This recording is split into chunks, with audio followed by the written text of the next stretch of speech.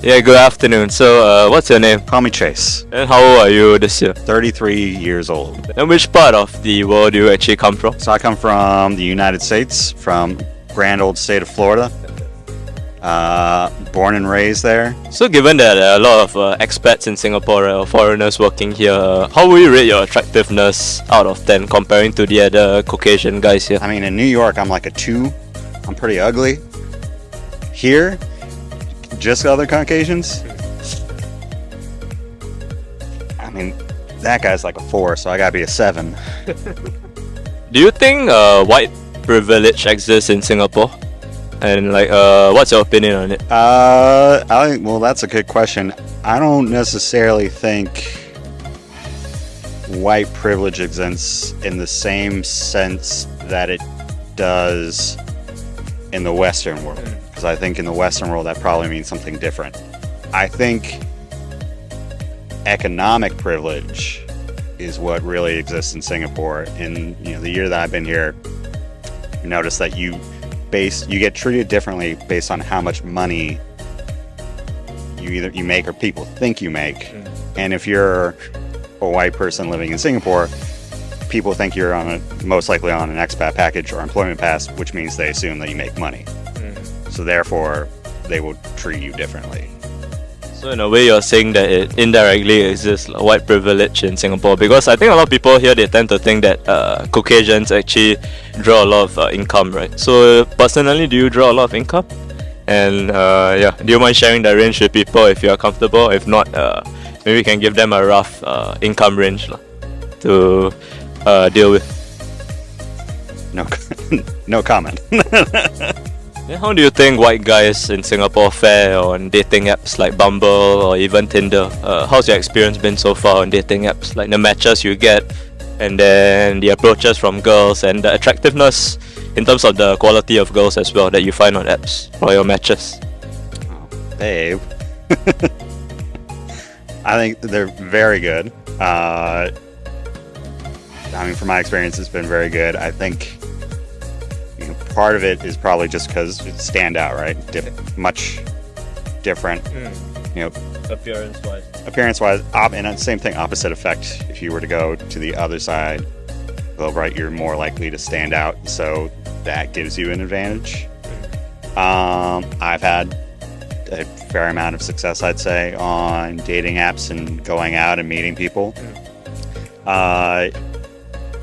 Singapore may be a little bit different because I think maybe still a little bit more used to expats and foreigners, and it's a very big melting pot here. But I lived in Japan for 2 years, and there, I remember we'd go out, be a group of guys at a bar, and you'd have sometimes girls, sometimes guys come up, and just the fact that they knew you were a Westerner who spoke English, they'd come up to you after 2 or 10 drinks and want to speak English with you. So I ended up meeting quite a few folks just being out at a bar, and they come up to you and want to talk. Yeah, how many matches on average do you get a day using, for example, Bumble, a dating app? A day? I don't know, per day. I do know when I get on there and look, because I'm not on there all the time. I do know when I get on there and look, there's probably like 50 or something pending. So if I get on there in a week and want to swipe around, I could have 4 or 5 easily, end up 4 or 5 matches in a week. Then do you think the girls that you match on Bumble as a white guy in Singapore, do you think they are attractive in your personal opinion? Yes. I wanted to ask, do you think actually Hollywood movies, like people watch it right, when they're growing up, do you think it influences the Asian girls here to actually seek out white guys in terms of dating as their priority? Oh, that's a good question. I don't know. So specifically Hollywood movies in Singapore, do I think? Because you do look a bit like Tom Cruise, I would presume. So that's why I wanted to ask that. You and I have seen different Tom Cruise movies. I don't know if there's another actor out here going by the name Tom Cruise. Yeah, definitely a better looking version of Tom Cruise. So. Sure. I think you got cataracts, man. So you said that you have plenty of matches on dating apps, right? So how has the dating experience been with girls in Singapore here as a white guy? I mean, I'd say overall it's been very good. You gotta think back to some recent ones. A variety of things. I think it's very easy to go out, whether it's been on a few coffee dates and meet up on a day like today, get coffee. The other, I'd say maybe the benefit or easy thing about being kind of a foreigner is more than a few girls that have wanted to take me out and tried like local cuisines. So that's always kind of becomes a fun, casual conversation experience. I went on a date recently with a girl and she took me to Uncle Sifu's charcoal porridge. She was very much concerned about whether or not I was okay eating everything, which I appreciate. Experiences like that, they're always fun. It's very easy, casual, and the other nice thing about Singapore is there's a lot of areas like this where it's very easy to get dinner, then you walk a little bit, then maybe get a drink if you want to. So if you want to continue the date, there's lots of places to go, and walk down Boat Quay, find a place with music, enjoy the music, enjoy the water. So I think that the dating scene benefits from that. There's a lot of places where you don't have anything like that, and it can be a challenge in and of itself. Then what's the worst experience you had with a girl from dating apps in Singapore so far? And could you describe it more? The worst experience I've had with dating a girl in Singapore. Oh, photos didn't match for one. So basically you were catfish lah. A little bit. once or twice. I mean, there's once out here was catfish a little bit, but I was still new here, so just happy to get out, and quickly determined it wasn't going to work out.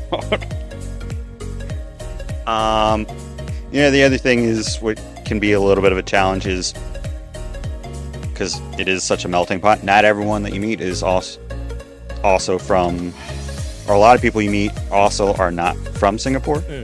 So I've been out on a few dates with girls that, whether it's Malaysia, whether it's Thailand, Philippines, English is not great, so communication can be a little bit of a challenge there. That's happened more than once. Is it true that girls actually want to have sexual fun with white guys on the first few dates, and could you elaborate more on your experience? I can only speak from my experience, so I don't know compared to other guys.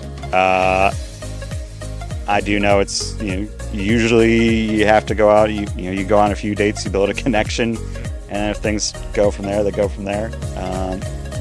Otherwise, I don't kiss and tell. So no further comment. Because I've heard stories of white guys in Singapore sleeping with girls on the first date, and some of them actually just want to settle down with the guy within the first 2 dates. So has that happened to you before? Well, I've noticed a lot of girls here, I think, are prone more towards wanting to settle down. So you go on a few dates, you see how it works. But more than a few girls I've gone out on multiple dates with, it usually is. And one thing I do appreciate, tend to be somewhat explicit. I am looking to settle down with someone sooner rather than later. If that's what they want, great. It's not necessarily what I want all the time, but hey, we agree. It was a nice time. Not going to work out. Go your separate ways. Since Caucasian guys are rated as a premium in Singapore, I'm sure many girls actually want to find out what is the personal criteria or standards that you actually look for in a girlfriend, so that if they're looking for a white guy, they can actually take it into thorough consideration. I like you too, man. I appreciate that. Things that I take into consideration. One, successful and independent. So they must be like a high flyer or high status lady in Singapore in their jobs or what? I wouldn't say high status, but I think you're not. So this goes almost back to your earlier question, right? Someone who's just looking for someone to support them doesn't necessarily interest me in a long-term partner, because it's not going to work out. I feel like it's very fake, right? So someone who's able to support themselves. The other thing is, again, independence. Because if you're able to go out and support yourself, that indicates a certain level of independence. And me personally, I'm not looking for someone to be in a relationship where we spend every second together, like eating off of each other's plates. And so, long-term relationships, you need to have a little bit of space and separation. So you like the personal space and distance at times, and you feel it's healthy, I mean, a relationship as well. I think it's extremely healthy. I think there's a lot of studies that show that, right, couples that have their own friend groups tend to be happier and last longer. So someone who's independent and can be self-driven, someone with a great sense of humor, right, funny. It's been a little bit of a challenge out here because I didn't realize how much of my humor is pop culture driven until I got out here and none of my jokes land.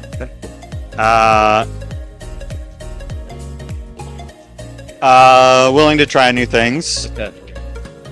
And of course, good looking. So the girl must definitely be pretty good looking in your eyes for you to date them. If they are below average, do they still stand a chance? And what can they do to actually attract a white guy to date them? It's hard to say below average because average can be a bit relative. There's the old saying of like a New York 9. A New York 9 is a 10 everywhere else, so average can be relative to where, in personal taste. I do have, I still kind of say I used to say more. I don't work out. I used to say, I want a girl who at least works out and tries to be as healthy as I do, which I try less as I've gotten older. So therefore, my standard has now gone down. Right, so I try to take care of myself. So look for someone that also tries to take care of themselves. I used to also say I should at least be able to bench press her. Which I can bench press quite a bit still, so that's maybe not the best metric.